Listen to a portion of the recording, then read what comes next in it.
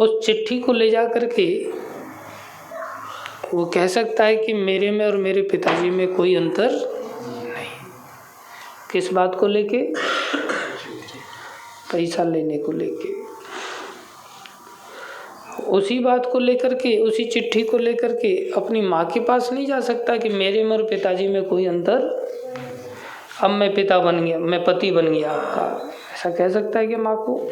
नहीं, वहाँ अंतर होगा। ऐसे ही ये जो सृष्टि है ये भगवान का ही रूप है। क्या है? भगवान का ही रूप है। और इससे परे भी भगवान है। गीता में भगवान ने कहा, ये जो भूमि रापो अनलो वायु खम मनो बुद्धि रेव च अहंकारम इतियम में भिन्ना प्रकृति अष्टधा। ये मैं माने मेरी प्रकृति है, लेकिन भिन्न भी है। मैं ही वास्तव में कारण हूँ, लेकिन इससे अलग भी हूँ। समझ में आ रहा है? तो हमारी बुद्धि का मोटापन इतना ज़्यादा है कि आज हम सोचते हैं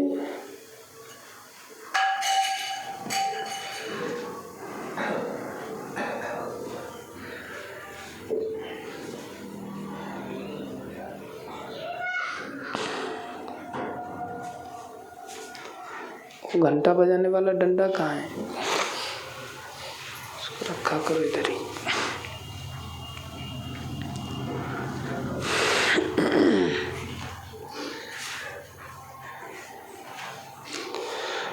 उसको फेंक के मारा तो हवा से उड़ गया, साइड में हो गया, किसी दूसरे को लग जाता तो ये ऐसा है कि बिल्कुल सीधा उसी पे निशाना लगेगा, दूसरा हताहत नहीं होगा इससे।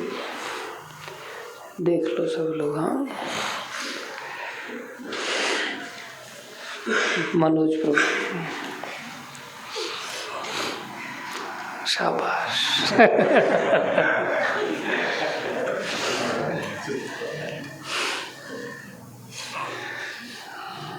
माताओं के लिए भी इसमें छूट नहीं है।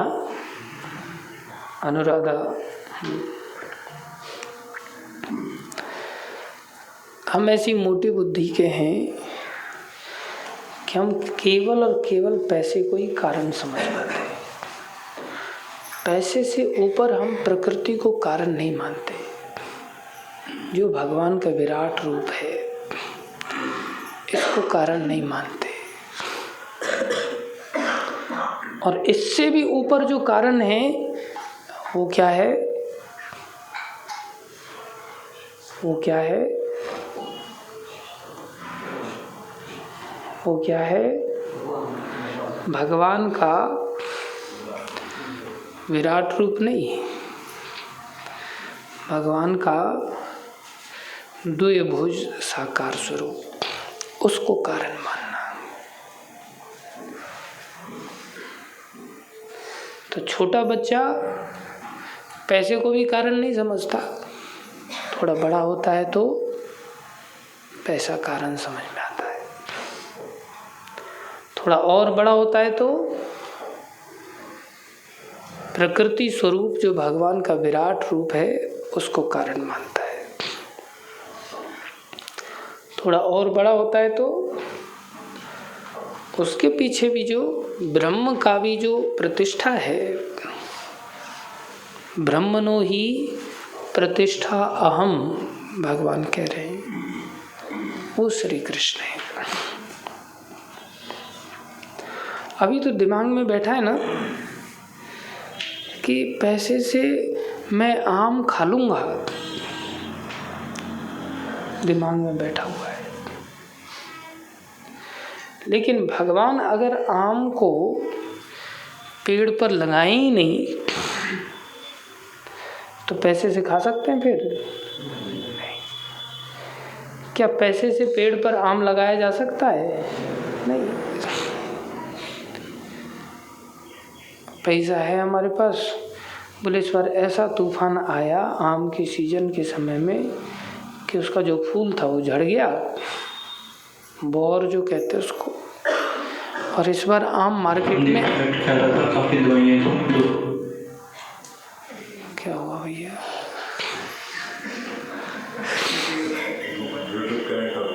अच्छा।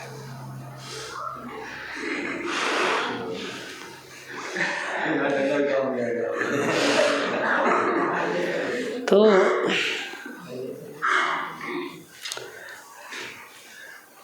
आम नहीं मिलेगा मार्केट में, फिर कहेंगे पैसा है लेकिन मार्केट में आम है ही नहीं, तो लाएंगे कहाँ से? इसलिए पैसे से चीज़ों की आवश्यकता की पूर्ति हो जाएगी, इसकी गारंटी नहीं है। अर्थात पैसा किसी आपूर्ति का कारण नहीं। समझ में आ रहा है भरत जी? और इससे ऊपर है, बोले प्रकृति है, देगी तो अच्छी बात है, नहीं देगी तो क्या कर लेंगे? ऑप्शन ढूंढना पड़ेगा। हम देखते हैं प्रकृति के अंदर भूमि की उपजाऊ शक्ति कम होती जा रही है।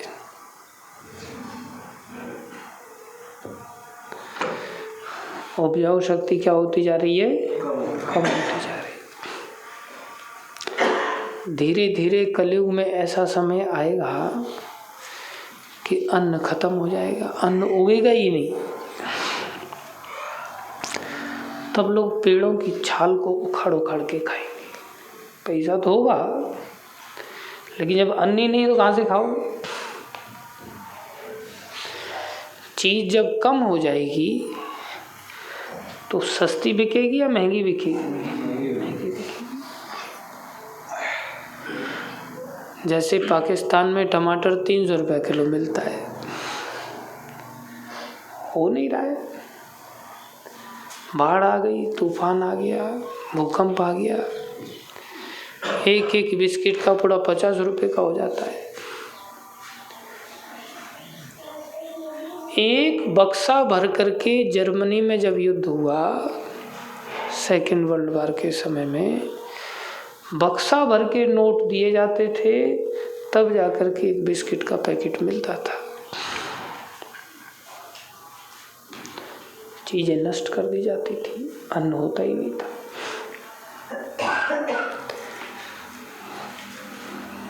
धरती अन्न देगी ये जरूरी थोड़ी है। पूर्व में ऐसा हुआ है?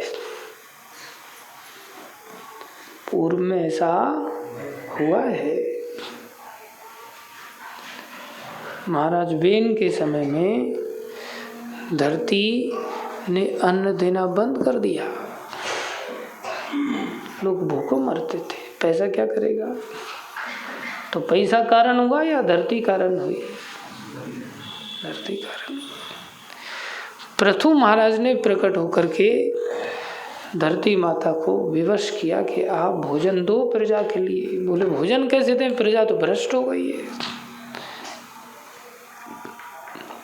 बोले नहीं, अब प्रजा सुधर गई है, आप भोजन दो।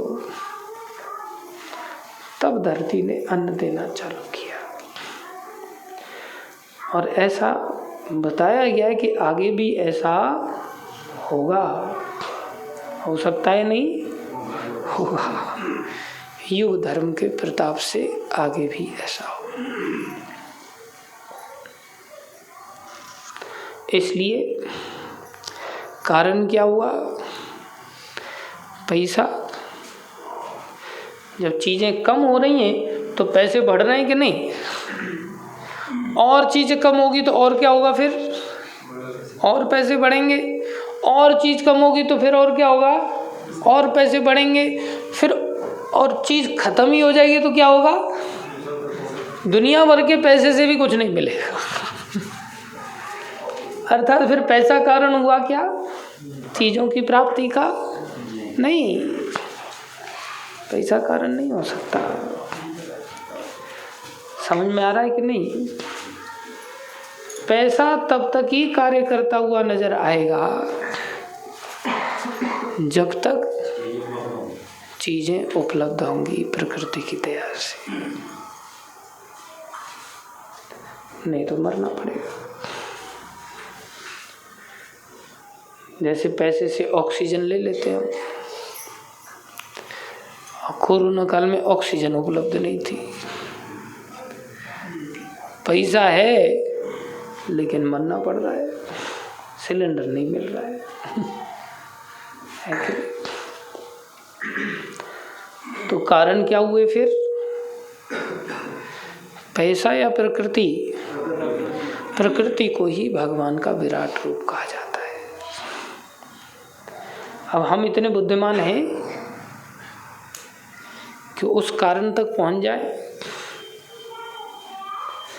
जैसे न्यूटन की खोपड़ी पर जब सेब गिरा तो वो तो वहां तक पहुंच गया कि ये सेब नीचे ही क्यों गिरा, इधर क्यों नहीं गया, उधर क्यों नहीं गया, ऊपर क्यों नहीं गया। नीचे गया तो कोई ना कोई कारण नीचे के अंदर ही है, तो वहां तक चला गया जो चीज दिखाई नहीं देती। जो दिख रहा है उसको लेकर के कहां तक चला गया? जो दिखाई नहीं दे रहा है। समझ में आ रहा है भरत जी? आज सोना नहीं है, समझ लो इस बात को।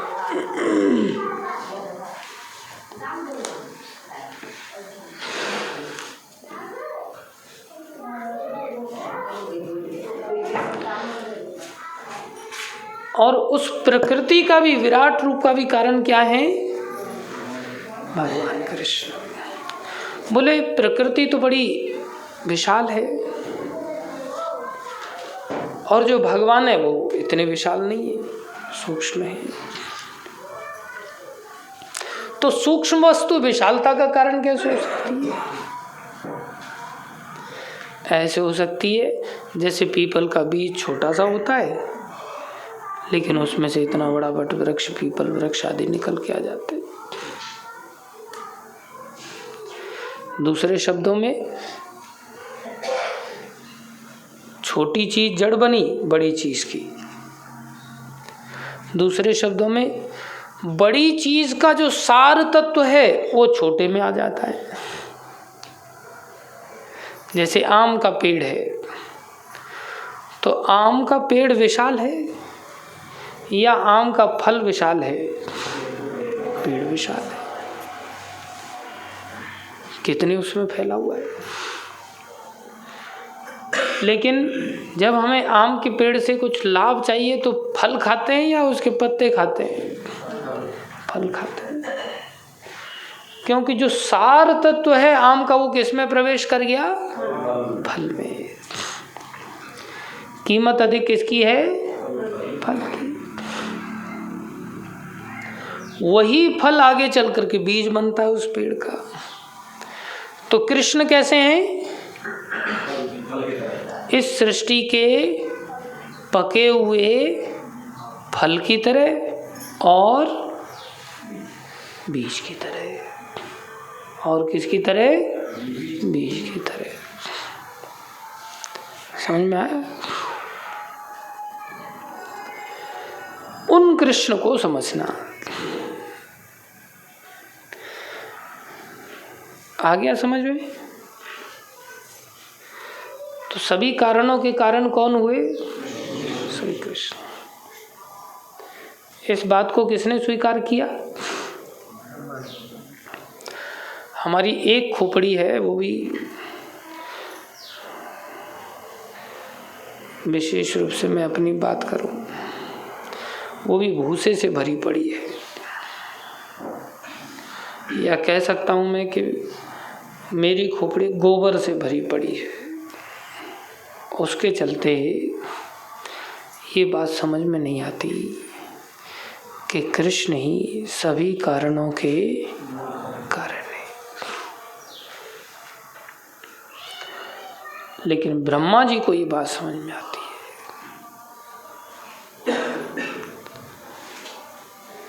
नितिन,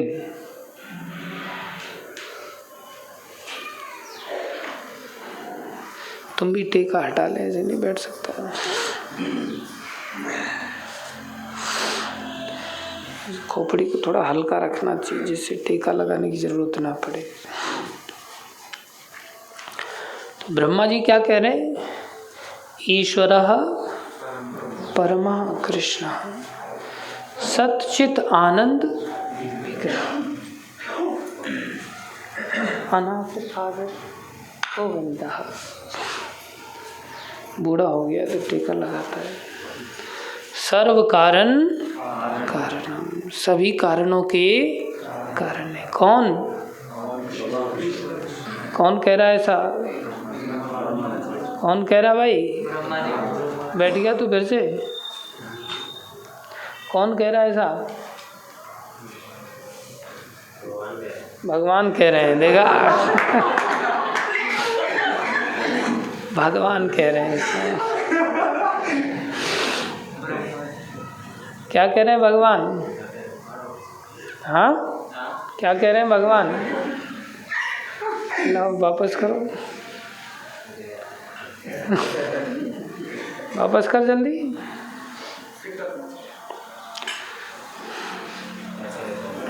गुड। हाँ, क्या कह रहे हैं भगवान? झपकी लग गई थी मेरे को। देखा, अब उठ जा, फिर तो झपकी लग गई थी। प्रेम से उठ जा, नहीं तो यहाँ आके मुर्गा बनाना पड़ेगा मेरे को। ब्रह्मा जी कह रहे हैं। कौन कह रहे हैं? इतना पूछने पर भी बोलता भगवान कह रहे हैं। सब जागे हुए, ऐसे भी भूत है। और रात भर सोया, ऐसा नहीं कि कोई हल चलाने के लिए गया हो। ब्रह्मा जी कह रहे हैं ईश्वरः परमः कृष्ण सच्चिदानंद विग्रह अनादिर आदिर गोविंद सर्व कारण कारणम। नारद जी ने जाके एक दिन प्रणाम किया, बोले पिताश्री आप जगत गुरु हैं, आप जगत गुरु हैं। तो ब्रह्मा जी बोले अरे बेटा नारद, भगवान की माया कैसी प्रबल है कि भगवान की माया के कारण तुम ऐसे भ्रमित होकर के मेरे को जगत गुरु मान रहे हो। मैं जगत गुरु नहीं हूँ। और हम संसार में क्या करते हैं? जो लोग, जो संप्रदाय के मुख्य लोग होते हैं, वो लोग ऐसे टाइटल देते हैं। तो पहले परंपराओं में, संप्रदायों में जो मुखिया होते थे, वो कार्यों को देख करके टाइटल देते थे। जैसे भक्ति वेदांत, भक्ति विनोद, ठाकुर, गोस्वामी, भक्ति सिद्धांत, सरस्वती, ये टाइटल दिए जाते थे क्वालिटीज़ को देख करके। अब कलयुग में सब चीज़ें गड़बड़ होने लग गई, सब काम रिश्वत से होने लग गए। तो अब संप्रदायों में क्या होता है, गुरु, जगत गुरु, मंडलेश्वर, महामंडलेश्वर, ये सब भी 10 लाख रुपया दो तो मंडलेश्वर, 20 लाख रुपया दो तो महामंडलेश्वर, 25 लाख रुपए दे दोगे तो गुरु। मेरे को देने पे नहीं मिलेगा। और 50 लाख रुपया दोगे तो जगत गुरु। लोग पैसा दे दे करके जगत गुरु बनते हैं। और ब्रह्मा जी जो इस कारण को जानते हैं, जिन्होंने घोषणा किया है, और वो ब्रह्मा जी कह रहे हैं बेटा तेरे ऊपर माया का प्रताप हो गया है कि तुम मुझे जगत गुरु मान रहा है, और मैं भी माया से ग्रसित होकर के अपने आप को जगत गुरु मान करके, गुरु बन करके शिक्षा देने लग गया। बोले ये माया बड़ी प्रबल है कृष्ण की। जगत गुरु तो बेटा श्री कृष्ण है। कृष्णम वंदे जगत गुरु। मैं जगत गुरु कहाँ से आ गया? कृष्ण ही सभी कारणों के कारण है।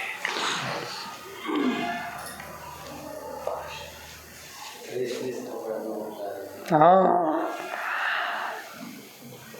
कोई पॉलिटिशियन कारण नहीं है, पैसे वाला कारण नहीं है, कृष्ण ही कारण है। इसलिए किसी की चापलूसी नहीं करनी चाहिए हमको। सबको सम्मान करना चाहिए, लेकिन चापलूसी किसी की नहीं। ये नहीं चिपके घूम रहे पीछे पीछे। कोई बड़ा प्रभावशाली व्यक्ति आ गया, उसके पीछे एकदम से वेश्याओं की तरह चिपके घूम रहे, 2 पैसा देके जाएगा नहीं। कृष्ण से चिपकना चाहिए। और अगर हम कारण जान लेंगे तो ये अवश्य हो पाएगा। तो कृष्ण को कारण मान रहे हैं कौन? ब्रह्मा जी। कृष्ण को कारण मानते हैं शिव जी। उमा कहूँ तो है अनुभव अपना,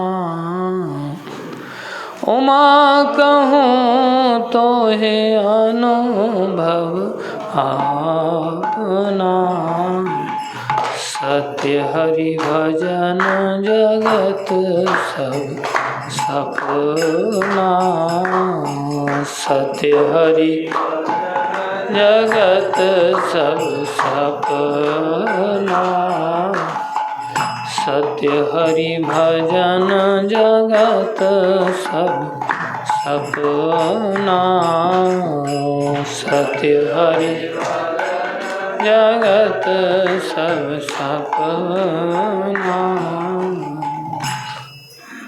सत्य हरि भजन, बाकी सब सपना है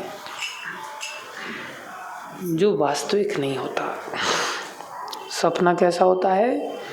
वास्तविक नहीं होता। धर्मेंद्र जी समझ में आ रहा है?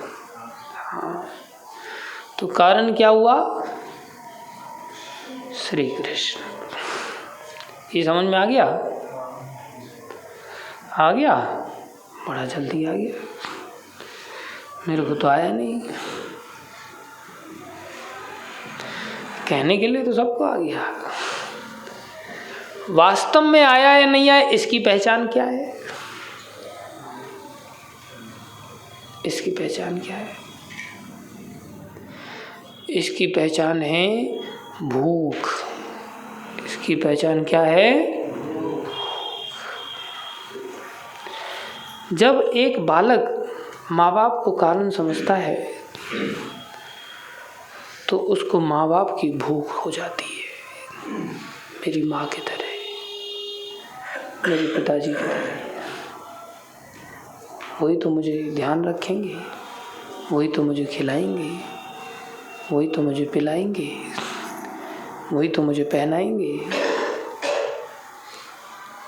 और माँ बाप कहते हैं उसको पढ़ाई करने तो घर से निकाल देंगे, वो डर जाता है एकदम से। माँ बाप घर से निकाल देंगे, कैसे जीऊँगा मैं? तो ठीक है बाबा, जो आप कहेंगे सब करूँगा। तो उसको किसकी भूख पैदा हो गई? माँ बाप की। वही थोड़ा बड़ा हुआ, पैसे पता चल गया उसको कि कारण माँ बाप नहीं है, कारण तो पैसा है।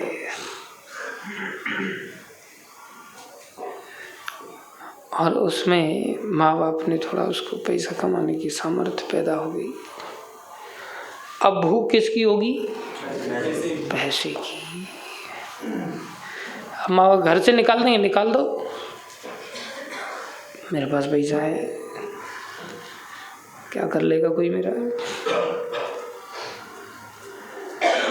अब माँ बाप को भी औलाद की भूख पैदा हो जाएगी कि उनको पैसा कमा के देता है ना।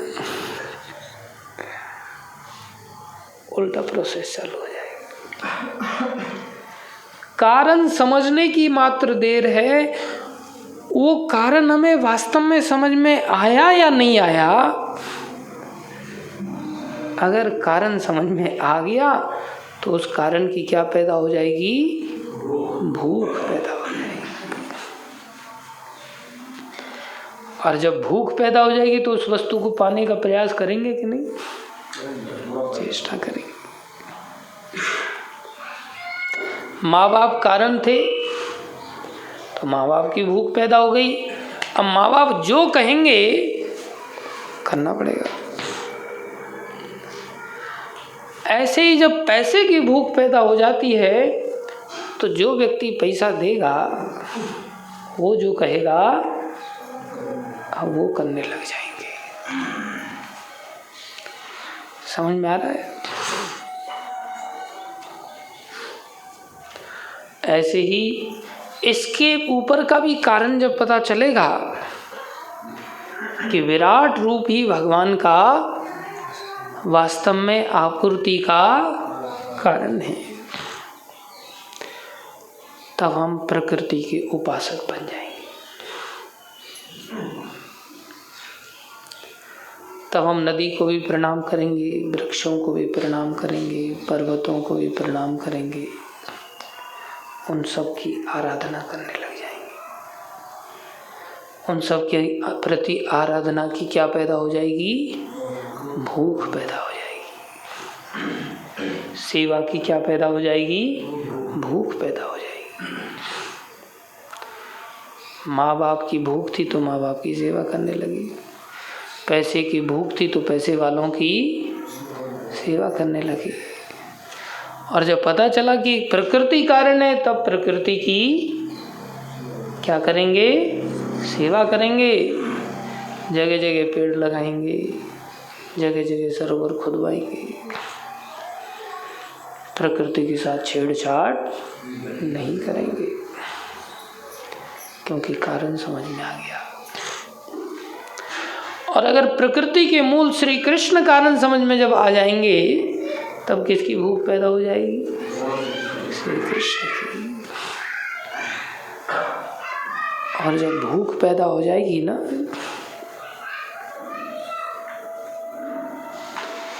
जब भूख पैदा हो जाएगी ना, तब कृष्ण कैसे भी होंगे ना अच्छे लगेंगे।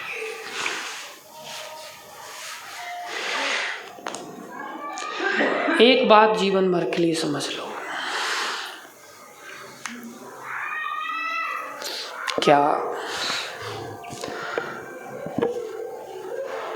जब भोजन स्वादिष्ट होता है तो अच्छा लगता है कि बुरा लगता है? अच्छा लगता है। और जब भोजन स्वादिष्ट ना हो, बुरा लगता है। क्या कभी ऐसा भी होता है कि भोजन स्वादिष्ट है फिर भी अच्छा नहीं लग रहा है? कब होता है? पेट भरा हुआ है। क्या है? पेट भरा हुआ है।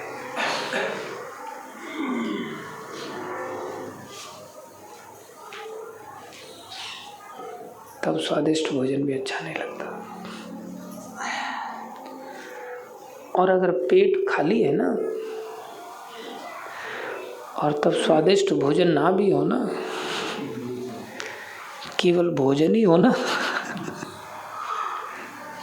तो भी बहुत अच्छा लगता है। एक बार एक राजा शिकार खेलने के लिए गया, रास्ता भटक गया। भटकते भटकते 2 दिन बीत गए, 2 दिन तक कुछ खाने को नहीं मिला। साधु लोग राजा वनों में रहते हैं, तो राजा को एक कुटिया दिखाई दी, उसके अंदर चला गया। जब कुटिया में चला गया, क्या बोला मैंने? कौन?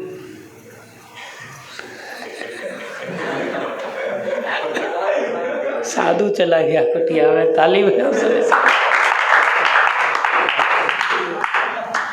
साधु चला गया। साधु तो रहता ही है उसमें।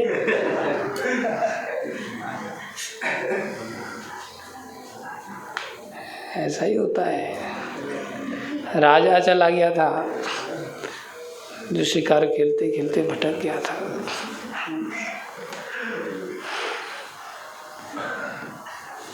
तो 2 दिन के बाद जब वो अचानक से कोई साधु दिखाई दिया, बोले भैया कुछ खाने के लिए है? तो साधु कहता है तो सही, लेकिन 3 दिन की बासी रोटी है, सूखी रोटी है, लक्कड़ के जैसी बज रही है, ऊपर से गेहूं की नहीं है, बाजरे की है, खाओगे? जो है दे दो। अभी खाया उसने, 2 दिन का भूखा था, प्राण निकल रहे थे। खाते ही बोलता है इसकी रेसिपी बताओ। ऐसा स्वाद में राजा था आज तक नहीं आया। हमारे रसोइया दुनिया भर के व्यंजन बनाते हैं, लेकिन ऐसा स्वाद नहीं आया। ये तो एकदम पापड़ लग रहा है। भूख ऐसी चीज होती है कि लक्कड़ भी पापड़ नजर आते हैं।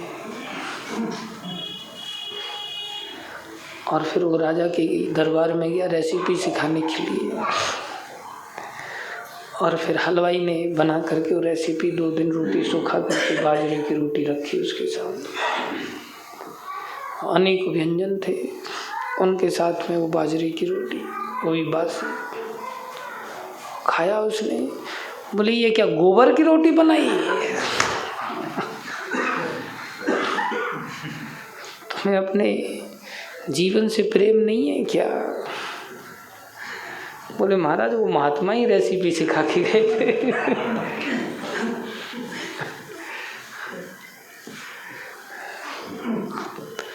तो महत्व किस चीज का है? स्वाद की समस्या नहीं। आज हमें कृष्ण जो कि इतने स्वादिष्ट हैं, इतने स्वादिष्ट हैं कि किसी भी एंगल से उनसे बढ़कर कोई नहीं सकता।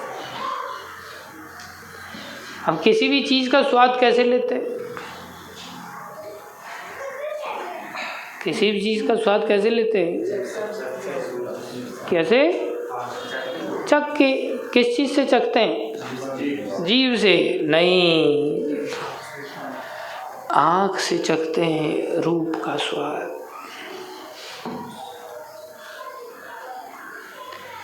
कान से चखते हैं शब्द का स्वाद।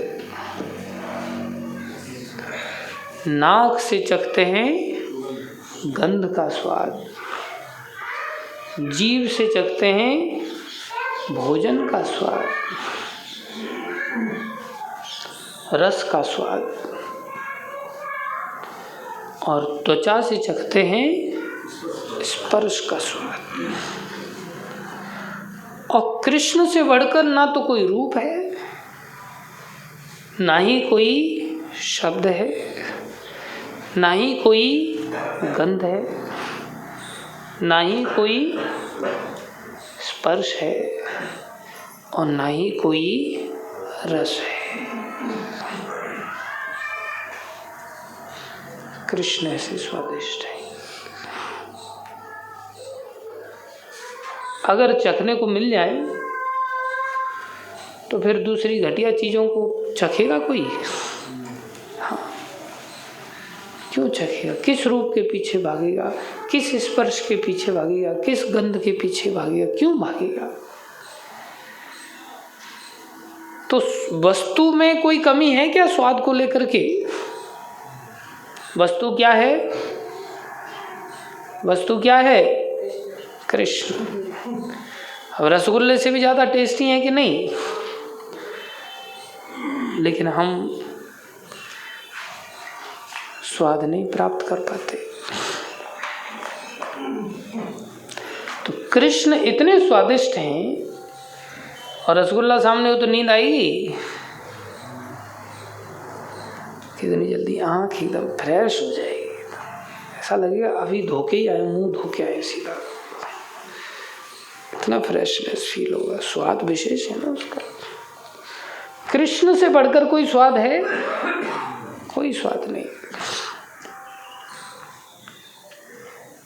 अब कृष्ण हमें चखने को तो मिल नहीं रहे, इसलिए क्या करें, संसार को चखना पड़ रहा है, घटिया चीजें चख रहे। अरे कृष्ण जितने स्वादिष्ट हैं उससे भी ज्यादा स्वादिष्ट उनकी कथा है। कृष्ण से भी ज्यादा स्वादिष्ट उनकी कथा है। कृष्ण से भी ज्यादा स्वादिष्ट उनका नाम है। कृष्ण से भी ज्यादा स्वादिष्ट, कृष्ण से भी ज्यादा स्वादिष्ट उनके भक्त हैं, जिनको चखने के लिए कृष्ण पागल रहते हैं। अब ये सब चीजें उपलब्ध हैं या नहीं है? लेकिन हमें स्वाद आ रहा है, नींद आ रही है।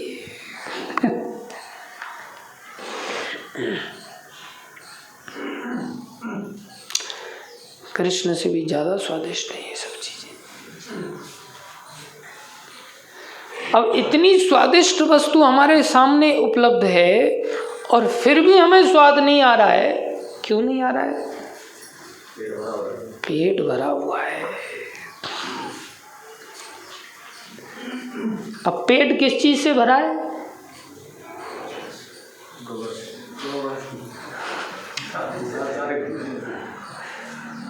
जिस चीज को हमने कारण मान बैठे हैं, भूख तो उस चीज की लगती है ना। अब भूख में जो स्वादिष्ट नहीं है वो भी स्वादिष्ट लगता है, और जो स्वादिष्ट होगा वो कितना स्वादिष्ट लगेगा। अगर कृष्ण की भूख पैदा हो जाए तो कृष्ण इतने स्वादिष्ट हैं कि उनसे बढ़कर कोई स्वाद है ही नहीं। अब ये स्वाद ऐसा नहीं आता नहीं है, ये स्वाद महाराज परीक्षित को आ रहा है।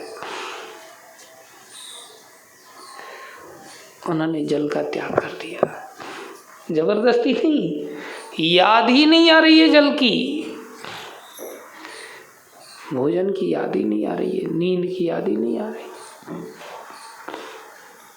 एक दिन एक आध घंटा नहीं, 7 दिन 7 रात्रि, कैसी विचित्री।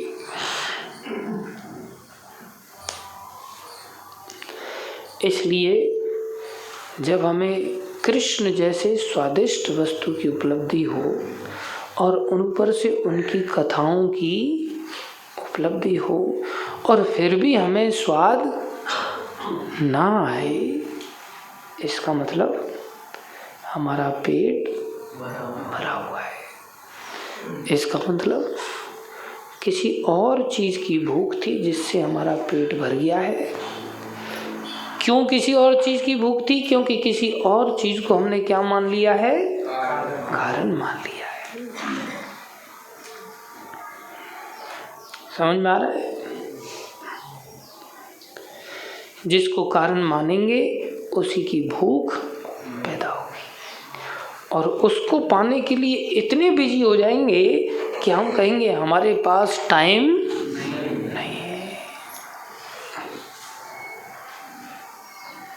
हमारे पास टाइम नहीं है। अब जो कृष्ण को कारण मानता हो और किसी को देखे पैसा कमाते हुए और उसको बोले भजन कर भाई, तो इधर आ भक्ति कर, वो कहता है मेरे पास टाइम नहीं है। वो कहता है तू कार्तिक में कहाँ जा रहा है, तू भजन कर भक्ति कर, वो कहता है मेरे पास टाइम नहीं, छुट्टी नहीं मिलती। तो वो व्यक्ति, उसको कैसा नजर आएगा जो कृष्ण को कारण मानता है? कैसा नजर आएगा? बोलो कैसा नजर आएगा? एकदम गधा नजर आएगा। एकदम गधा नजर आएगा, गधा है। लॉजिक समझ में आ रहा है? स्पष्ट लॉजिक है, कोई बहुत ज़्यादा बोझा दिमाग पे डालने की जरूरत नहीं है, आसानी से समझ सकते हैं, सहज है।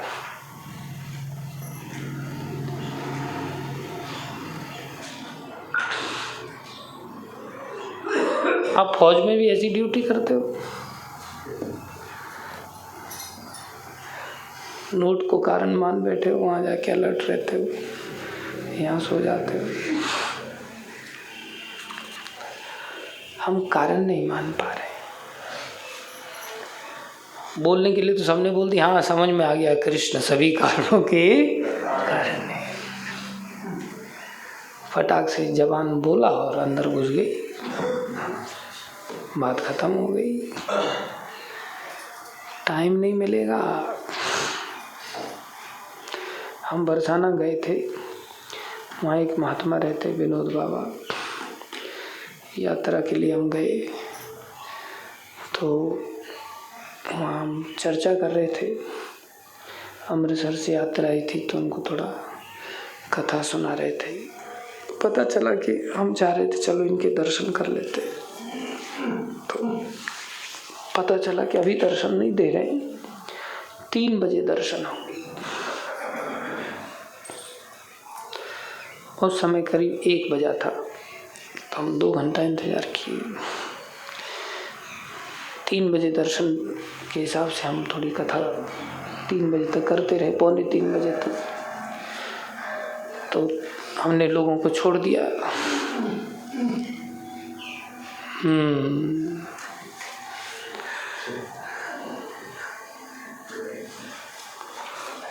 बहुत हैवी है, खोपड़ी भी जा सकती है। बाकी लोग दर्शन करने के लिए मैं लग जाओ दर्शन करो। कुछ लोग प्रश्न उत्तर करने लग गए। हम सोचे 2:15 तक चले जाएंगे, इसका ये उत्तर दे देते, ये उत्तर दे देते। 3:20 में हम वहाँ पहुँचे, पता चला कि बाबा अंदर चले गए। बाबा अंदर चले गए। हमें किसी व्यक्ति ने 2000 का नोट दिया कि आप सेवा कर देना। तो हम 2000 का नोट दिखाने लग गए। दर्शन हो जाएंगे बाबा के, दर्शन हो जाएंगे। बोले सेवा दे दो, दर्शन नहीं होंगे। सेवा देना है तो सेवा दे दो, लेकिन दर्शन नहीं होंगे। क्योंकि बाबा अब कहाँ चले गए? अंदर चले गए। क्या करने गए? भजन करने गए, सोने नहीं गए।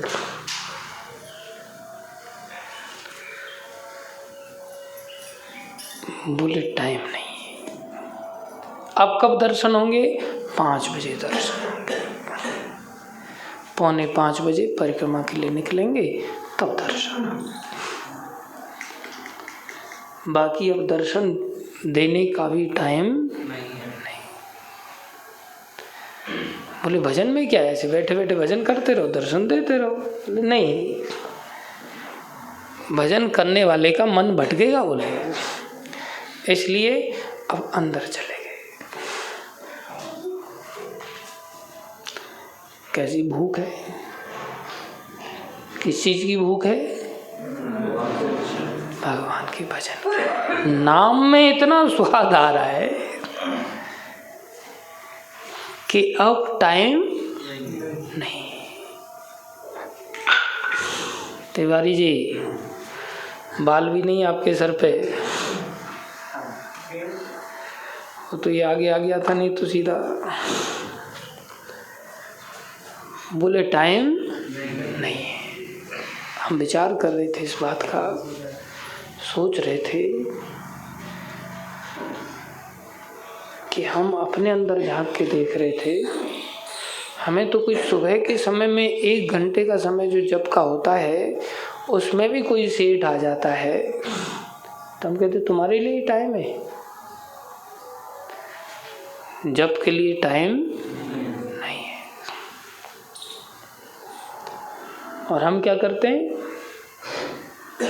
अंदर जाते हैं या अंदर से बाहर जाते हैं? बोले अब महाराज के दर्शन नहीं होंगे, क्योंकि अब महाराज सच्चिनंदन महाराज कहाँ चले गए हैं? बाहर चले गए।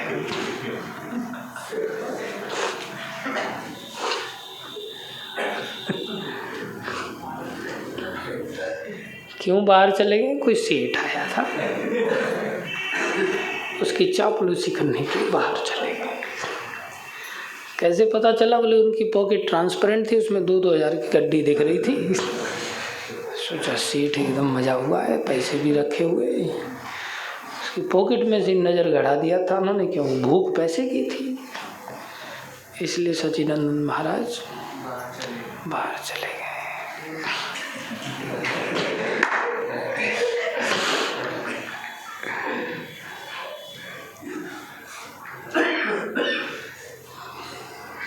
लेकिन फिर भी मुझे मेरे आश्रम में रहने वाले हमारे कुछ भक्तों पे गर्व है, जो इतने बड़े महात्मा हैं, जो जीवों का उद्धार करने के लिए बाहर चले जाते हैं। कोई दर्शन लेने आए या ना आए, बाहर चले जाते हैं। परिक्रमा में कोई व्यक्ति ऐसा ना चला जाए जो हमारे दर्शनों से वंचित हो जाए। इसलिए जब के समय में भी बाहर क्यों चले गए? बोले दर्शन देने थे ना महाराज प्रभु जी, जीवों का उद्धार कैसे होता है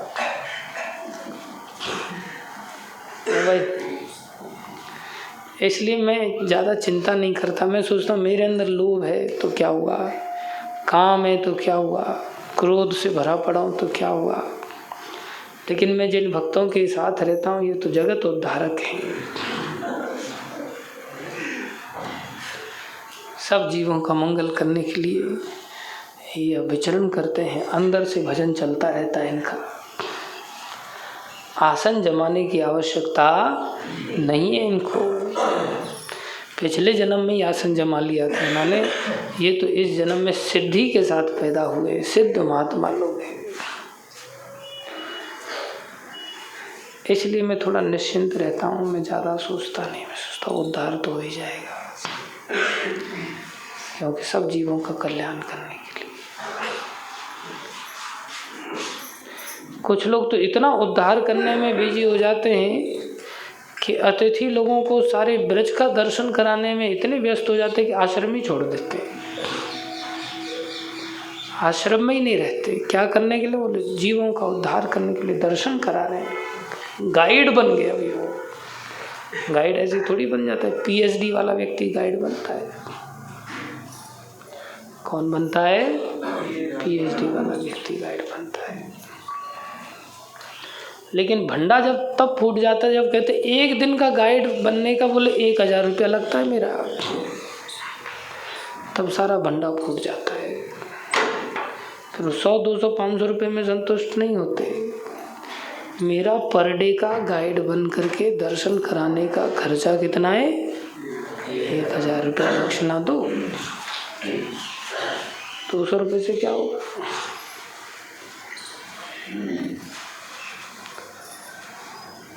ऐसे भी जगत उद्धारक हैं।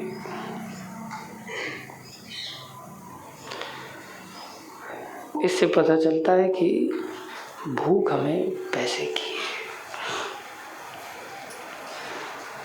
भूख हमें संसार की प्रतिष्ठा की है। भूख हमारे अंदर कृष्ण की नहीं है, क्योंकि हमने कृष्ण को कारण नहीं मान पाए। और ये याद रखो, कृष्ण को कारण मानने की क्षमता हमें इस शरीर में भगवान ने दी है। और ये मौका हाथ से अगर निकल गया ना, फिर पछताना पड़ेगा, भटकना पड़ेगा। बहु योनि भ्रमीनाथ लयिनु शरण। बहु योनि भ्रमीनाथ लयिनु शरण। बहुत योनियों में भ्रमण करने के बाद हे नाथ, अब आपसे मेरा निवेदन है, आप मुझे शरण में ले लो। अनेकों योनियों में भ्रमण करने के बाद आए हैं और अनेकों योनियों में भ्रमण करने की तैयारियां कर रहे हैं। फिर चाहे हम इंजीनियर हैं या फिर एमआर हैं या फिर डॉक्टर हैं या फिर अंगूठा छाप हैं, जो भी हैं, हम किसी काम के नहीं हैं। इसलिए ईश अनुभूति का प्रथम सोपान नामक ये जो शीर्षक है इस अध्याय का, इसको हमने स्वीकार करना है और भक्ति में आगे बढ़ना है। धन्यवाद आप सभी भक्तों का। जगत गुरु श्री प्रभुपाद की जय। श्रीमद् भागवत महापुराण की जय। श्री गुरु महाराज की जय। अनंत कोटि वैष्णव वृंद की जय। आप सब भक्तों की